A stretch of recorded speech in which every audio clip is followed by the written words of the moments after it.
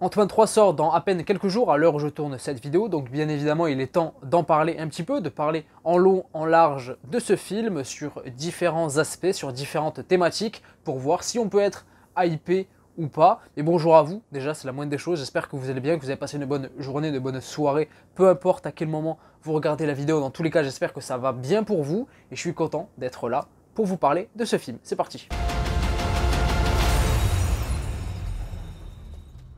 I don't have to win. We both just have to lose. I'm sorry, Cassie.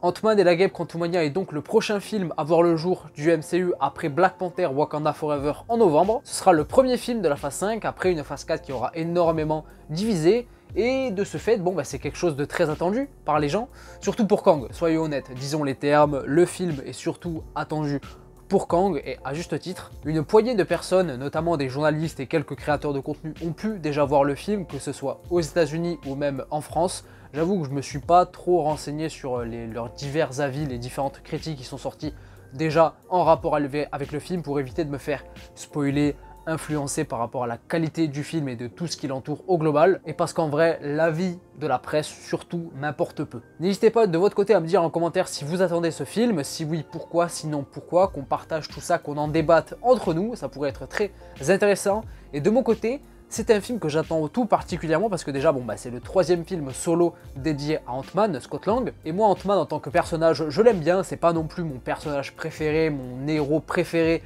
du MCU, mais je l'apprécie. J'ai hâte de savoir aussi les raisons pour lesquelles ce film en particulier démarrera la phase 5, connaître l'histoire du film, les différents enjeux qui ont l'air assez sérieux et assez énormes par rapport aux deux précédents films Ant-Man. La toute petite attente que j'ai en particulier vis-à-vis de ce film, c'est que déjà au niveau des effets spéciaux, ça rehausse un petit peu le niveau parce que sur les 2 dernières années, les différents programmes qui sont sortis dans la phase 4, que ce soit des films ou des séries, qu'on ait apprécié ou pas globalement la phase 4, s'il y a bien un point où on peut tous se rejoindre majoritairement sur plusieurs programmes, c'est que les effets spéciaux, c'était assez douteux, c'était assez bancal par moment. Ce qui n'était pas vraiment le cas lors des 3 premières phases. Quand les films sortaient, on pouvait leur reprocher plein de choses à l'époque, certains les détestaient, etc.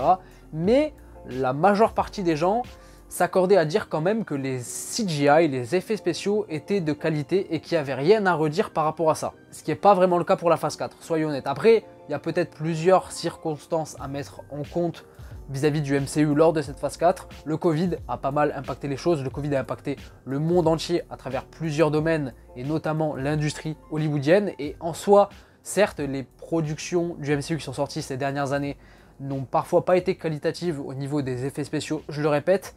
Mais en vrai, c'est un problème que beaucoup de productions, beaucoup de studios finalement avaient aussi à côté. C'est pas un problème exclusivement lié au MCU. Donc j'espère de tout cœur que la qualité a été relevée à ce niveau-là dans ce film. Et en vrai, si on se base sur les teasers et les trailers qui sont sortis jusque-là, ça a l'air d'être le cas, ça a l'air d'être de qualité. Oui, il y a beaucoup d'effets spéciaux, oui, il y a beaucoup de CGI, de fond vert, de fond bleu, mais à un moment donné, tu peux pas faire autrement. Et je crois que pour ce film en particulier, il y a la technologie qui s'appelle The Volume, je crois, qui a été expérimentée pour la première fois dans la série The Mandalorian, ce fameux écran LED à 180-90 degrés je crois sur les tournages pour remplacer justement les effets spéciaux, enfin du moins les fonds verts, les fonds bleus, a été utilisé un petit peu dans ce film. Donc j'espère véritablement que ce sera au niveau à ce niveau-là. Ensuite, pour parler un petit peu plus en profondeur des grosses attentes que j'ai, l'ambiance, je sais pas pourquoi mais c'est ce que j'avais relevé lors de la première bande-annonce qui était sortie fin octobre, c'est que niveau ambiance, niveau atmosphère,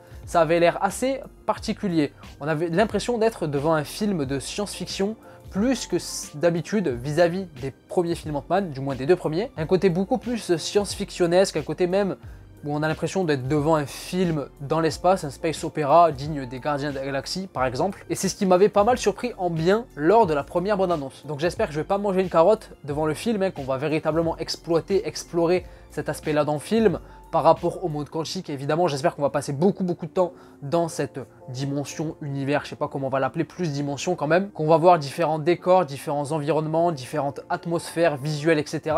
J'espère que ça va véritablement tirer son épingle du jeu à ce niveau-là et en vrai ça a l'air d'être le cas, je le répète encore une fois, à travers les teasers et les trailers, donc je croise les doigts. Maintenant on va parler des personnages principaux en premier, Scott et Kang, bien évidemment c'est les deux personnages que j'attends le plus dans le film. Scott, bon parce que c'est le personnage principal du film et que moi j'aime bien Ant-Man. J'ai hâte de découvrir sa nouvelle situation et je pense qu'il pourrait être à son prime dans ce film à ce moment-là, puisque bon, dans le premier film, il sortait de prison, il galérait à trouver du boulot, c'était un petit peu la galère pour lui. Dans le deuxième, il a été assigné à résidence pendant 2 ans suite aux événements de Captain America Civil War, donc c'était pas foufou non plus pour lui encore. Et ensuite, il a été enfermé pendant 5 ans dans le monde quantique, donc j'espère que quand on va commencer le film, on va être face à un Scott Lang qui kiffe sa vie, que ce soit en tant que personnalité publique, puisqu'il a l'air d'être assez populaire, aux côtés de sa copine Hope Van Dyne, mais aussi de sa fille Cassie, et voir aussi sa situation en tant que héros qui aura peut-être évolué. Et Kang, bien évidemment, peut-être la plus grosse attente pour une majorité des gens,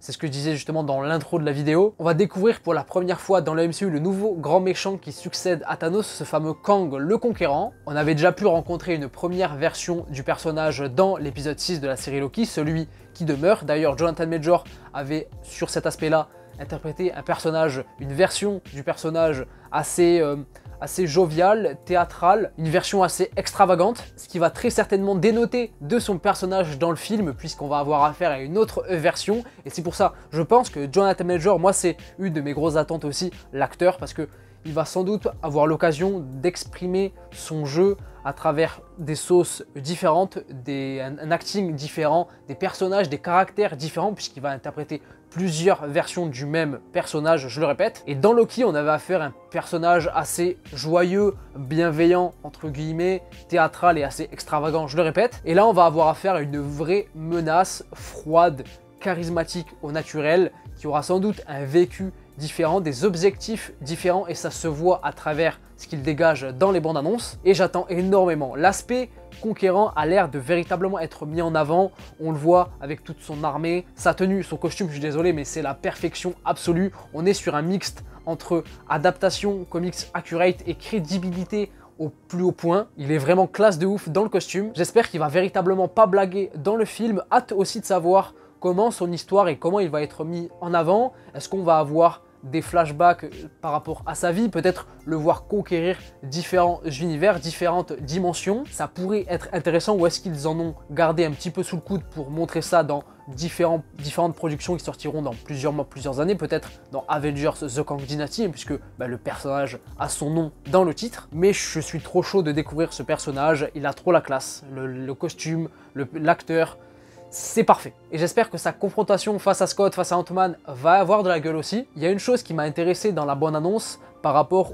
à une discussion entre les deux, c'est que Kang a l'air de proposer à Scott de lui offrir du temps, de lui donner du temps, ce qu'il lui a en partie manqué à travers plusieurs années. Et quand on y pense, c'est vrai finalement, puisque dans le premier film Ant-Man, on avait affaire à un personnage qui avait passé plusieurs années en prison pour des cambriolages et autres. Ensuite, il a essayé de rattraper un petit peu le temps perdu en cherchant un travail, mais c'était un petit peu compliqué pour lui. Ensuite, dans Ant-Man et la Guêpe, il a été assigné à résidence suite aux événements de Captain America Civil War qui l'ont rendu fugitif. Donc pendant 2 ans, il n'a pas pu véritablement faire ce qu'il voulait. Et ensuite, il a été enfermé carrément 5 ans dans le monde quantique, là où encore une fois, il n'a pas pu voir sa fille grandir. Vis-à-vis de Scott, il y a toujours eu cette notion de rattraper le temps perdu à travers plusieurs années par rapport à son passé. Donc hâte de voir ce que va proposer Kang à Scott. Donc c'était très intéressant et on voit que Kang du coup connaît Scott à travers les différentes versions de lui qu'il a pu rencontrer dans différents univers. Peut-être qu'il a même déjà tué. Donc ça permet aussi de mettre en avant vis-à-vis de Kang son aspect intellect, sa perspicacité, mais aussi voilà, il représente vraiment une menace charismatique, mais froide et assez calme, mais qui peut faire du sale aussi par moment. Mais vu que Ant-Man dans ce film va être face au nouveau grand méchant du MCU, est-ce qu'il va mourir à la fin du film? Je pense qu'on s'est tous posé la question, on se pose tous la question finalement. Alors certains diront que oui, certains diront que non. Moi, j'aurais plus tendance à penser qu'il va survivre à la fin du film, mais il va y avoir des conséquences. Pour moi, il y aura des conséquences parce que bon, déjà, quelle serait la meilleure façon de faire une entrée fracassante en tant que nouveau grand méchant du MCU pour Kang et pour passer après Thanos? En soi, ce serait de faire du sale au personnage principal du film, Ant-Man, mais est-ce qu'il va le tuer? Pour moi, Après la deuxième bande-annonce, j'aurais tendance à dire que non, mais je le répète, pour moi il va être blessé. Il va être gravement blessé à la fin du film, pour une simple et bonne raison qu'à un moment donné dans la bande-annonce, on voit le casque, son casque tout simplement être détruit, énormément endommagé. Ce qui va être assez problématique puisque bon, rappelons-nous, dans le premier film Ant-Man, quand Hank Pym expliquait la technologie Pym et le costume à Scott, pour la première fois, il disait que le casque est très important puisqu'il permet de garder le cerveau captif, de protéger le cerveau qui serait énormément endommagé si le casque serait pas là par rapport à la technologie de rapetissement et d'agrandissement. Le cerveau pourrait subir de graves blessures. Et là, le casque a l'air assez endommagé, donc pour moi, ça va être compliqué de pouvoir le réutiliser. Il va pas remplir son rôle. Et par quel moyen Scott va réussir à rentrer dans le monde normal? Peut-être qu'il va tout simplement se dire, bon bah fuck, c'est pas grave, le casque n'est plus fonctionnable, il est très clairement endommagé, mais il faut que je rentre, donc il va sacrifier sa santé, son physique, ce que ferait tout simplement un héros, voilà, évidemment. Et pour moi, c'est ma théorie. Je peux totalement me tromper, et je me trompe déjà, mais bon, voilà, c'est ce que je pense. Ensuite, on va parler des autres personnages plus secondaires du film, en commençant par Janet, qui aura, je pense, un rôle à jouer aussi dans le film, par rapport à ce qu'on voit d'elle dans les teasers, dans les trailers. Elle a l'air déjà, oui, de connaître le monde quantique, puisqu'elle y a passé des années. Elle connaît peut-être différents peuples qui y vivent. Et d'ailleurs, ça, c'est aussi un aspect qui m'intéresse et qui est en lien avec l'ambiance, l'aspect visuel du film que j'ai évoqué en première partie. C'est que on va découvrir une civilisation, un peuple nouveau qui vit dans ce monde quantique, et ça permet d'accentuer l'aspect unique, finalement, l'aspect originalité du film vis-à-vis des autres films Ant-Man. Et Janet aura évidemment son rôle à jouer dans le film puisqu'elle connaît le monde quantique, elle connaît peut-être différents personnages issus des civilisations de ce monde quantique. Peut-être qu'elle connaît Kang, du moins elle a l'air de le connaître dans les bandes annonces, ou alors les bandes annonces justement par rapport au montage, etc. essaient de nous berner et Janet connaît pas Kang mais plus un autre personnage, peut-être celui incarné par Bill Murray. Je dis ça, je dis rien. Il y a aussi Cassie, la fille de Scott, qui sera pas mal mise en avant dans le film pour moi je pense, puisqu'elle va très certainement représenter dans l'avenir une figure super héroïque. Donc le film montrera un petit peu ses skills et de quoi elle est capable, que ce soit par rapport à son intellect, son courage et bien évidemment son héroïsme, montrer qu'elle en a dans le ventre. Il y aura très certainement un enjeu entre elle et son père, puisque bon, Kang va un petit peu jouer avec ça je pense. Par contre, les autres personnages secondaires, que ce soit Hank Pym et Hope, donc la femme de Scott, la guêpe, je pense que ça va être chaud pour eux deux dans le film. Pas dans le sens où ils risquent de mourir ou quoi, peut-être Hank Pym oui, mais dans le sens où ça va être chaud parce que on les entend pratiquement pas dans les bandes annonces. Hank Pym, je suis sûr qu'il dit pas un mot. Peut-être que Hope, elle dit une phrase, une réplique, mais c'est tout. Et ça, c'est peut-être problématique pour la suite, parce que bon, on se demande à quoi vont-ils réellement servir. Et pour parler des autres personnages secondaires qu'on découvrira donc dans le film, j'ai parlé des différents peuples du monde quantique, ça pourrait être intéressant à ce niveau-là, il y aura peut-être un rôle à jouer pour eux dans l'histoire, mais le personnage que j'ai évidemment très hâte de découvrir, c'est MODOK. Voilà, même si j'ai peur, j'avoue, j'ai quand même peur parce que MODOK, c'est un personnage assez populaire des comics, très connu en tant que méchant, qu'on n'a jamais vu au cinéma en live action, qui est dans le dernier jeu Marvel Avengers sorti il y a quelques années, excellent jeu d'ailleurs. J'ai peur que ce soit un gâchis, tout simplement, que ce soit simplement un second couteau dans le film, peut-être même un sbire qui fait partie de l'équipe, de la dynastie de Kang peut-être, et qu'il en soit réduit à ça. Franchement, j'espère pas. J'espère qu'on le reverra au-delà de ce film. Et puis l'un des derniers points que je vais aborder, c'est Kang. Oui, encore une fois, j'en ai parlé, mais j'en reparle. Kang, il va tout niquer dans le film. Il va tout niquer. Je suis hype de fou. Je suis hype de fou de voir ce qu'il va en être de lui dans le film, de savoir ce qu'il va faire, l'histoire qui va être créée autour de lui, qui sera racontée autour de lui, s'il va mourir ou pas à la fin. J'ai hâte de voir si ça va être le méchant principal du film aussi, même si oui, je pense, parce qu'on le met pas mal en avant, on le met beaucoup en avant d'ailleurs dans la promo, mais je suis trop chaud. Je suis trop chaud. Jonathan Major, c'est un acteur que j'adore, qui prend de plus en plus de place aujourd'hui Hollywood, et c'est très bien. On va le voir dans quelques jours dans Ant-Man et puis dans quelques semaines dans Creed 3 en tant que méchant aussi, donc c'est parfait et j'ai hâte, j'ai très hâte. J'espère que ça va permettre de donner encore plus envie de voir l'avenir du MCU par la suite vis-à-vis de ce personnage qui aura évidemment un gros rôle à jouer. Peut-être que dans le film, on va mettre en avant, comme je disais un petit peu il y a quelques minutes, son passé à travers quelques flashbacks par-ci par-là, et montrer que finalement, peut-être que le plus grand ennemi auquel aura affaire Kang dans l'avenir, ce ne sera pas les différents héros qu'il va affronter, ce ne sera pas même les Avengers, mais je pense lui-même, tout simplement parce que c'est ce que nous laissait présager, nous laissait entendre justement celui qui demeure dans l'épisode 6 de Loki. Il disait que la fameuse guerre multiverselle avait été créée par ces autres versions de lui-même qui se faisaient la guerre depuis, à travers le temps. Donc Kang, s'il te plaît, me déçois pas, que ce soit dans le film et même plus tard. Et puis je conclurai en disant que Paul Rudd, il y a quelques jours, donc par rapport à la promo du film, a dit que Thor Ragnarok a servi d'inspiration pour ce film Ant-Man. Alors attention, toutes les personnes qui n'ont pas aimé Thor Ragnarok, s'il vous plaît, respirez, buvez de l'eau et venez on discute. Pour quelle raison Thor Ragnarok aurait pu servir d'inspiration à Ant-Man 3 ? Déjà parce que ce sont les deux troisièmes films solo de leurs personnages respectifs qui clôturent leur trilogie. Et ensuite, Thor Ragnarok, on est tous d'accord pour dire qu'il est très différent des deux premiers films Thor. Là où dans les deux premiers films Thor, on avait un aspect assez sérieux, un aspect assez mythologique, même shakespearien, qui était mis en avant en termes de tonalité et d'ambiance, dans Thor Ragnarok, c'est pas du tout le cas. On a mis l'accent sur l'aspect fun, coloré et léger de l'histoire, donc ce qui est assez différent par rapport à ce qui avait été fait de base avec Thor. Et par rapport à Ant-Man, ces deux premiers films sont pas très appréciés par les gens, en l'occurrence c'est assez osef. Moi j'aime beaucoup le premier parce que je trouve qu'il y a véritablement de bonnes scènes, assez divertissantes, assez cool.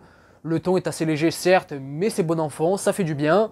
Le deuxième film, bon, on souffle fort par contre, mais ces deux premiers films sont très souvent mentionnés, catalogués comme étant des films fun, légers, assez feel good du MCU, où il n'y a pas véritablement de gros enjeux. Alors que là, pour Ant-Man et la Guêpe Quantumania, à travers ce qu'on peut voir dans les teasers, les trailers, comme j'ai pu le répéter pas mal de fois dans cette vidéo, on a l'impression d'avoir une histoire, des gros enjeux assez sérieux qui ont l'air d'être mis en avant. Il n'y a pas véritablement beaucoup d'humour dans la promo, donc ce qui est assez différent par rapport aux deux premiers films. Et elle est peut-être là finalement l'inspiration par rapport à Ragnarok, c'est que Ragnarok a été un changement drastique de ton et d'ambiance par rapport au film qui avait été fait avant, et là ça va être le cas supposément aussi pour Ant-Man, donc peut-être que Thor Ragnarok a inspiré d'inspiration, je le répète, pour Ant-Man 3 par rapport à cet aspect-là, par rapport au changement de ton, au changement d'ambiance, au changement de traitement, que ce soit des personnages et même de l'histoire qui est racontée. En tout cas, c'est ma propre interprétation des choses, mais s'il faut, je me gourre complètement, on verra.